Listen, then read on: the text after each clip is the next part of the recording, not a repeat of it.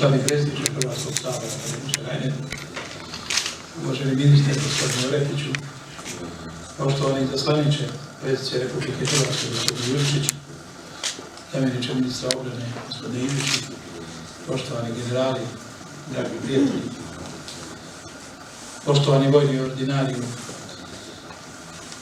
monsignor Juraj, poštovani novozaređeni vojni ordinarije, monsignor Juraj. Zahvaljujem monsignoru Zerincu na uzornoj suradnji što smo ostvarivali tijekom svih njegovih 19 godina biskustva. Rad u Zagrebu ste uvijek nailazili na otvorena vrata, uvijek smo bili spremni surađivati na bilo kojem projektu. Vi ste, monsignor Zerinac, govorili i u zgodno i u nezgodno vrijeme, boreći se za prava hrvatskih branitelja i šireći istinu u Domovinskom ratu. Zato ste i domovini i u inozemstvu prepoznati kao borac za istinu.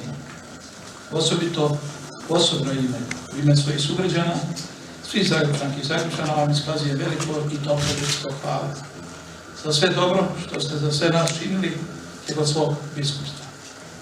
Za godine predanog služenja hrvatskim braniteljima predajem kao medalju grada Zagreba najmanje što mogu, kao spomenu na sve vrijedna i velika djela što ste činili i što ste ih, siguran sam, nadalje činili. Jer srce vam hvala. Duboko žalim što zbog bolničkog liječenja nisam mogao nazočiti vašem zaračenju u Splitu, što se nismo još jedanput prijateljski susreli, baš kao u Rimu u Svetom Janu. Kao gradonačelnika me raduje da ste baš vi, čovjek bogatog međunarodnog iskustva, došli u naš grad, a koji vas budete sigurni prima otvorena srca. U gradskoj upravi ćete pronaći prijatelji i partnere za suradnju, kako biste vi, dragi monsignore, rekli sve za veću slavu Božju.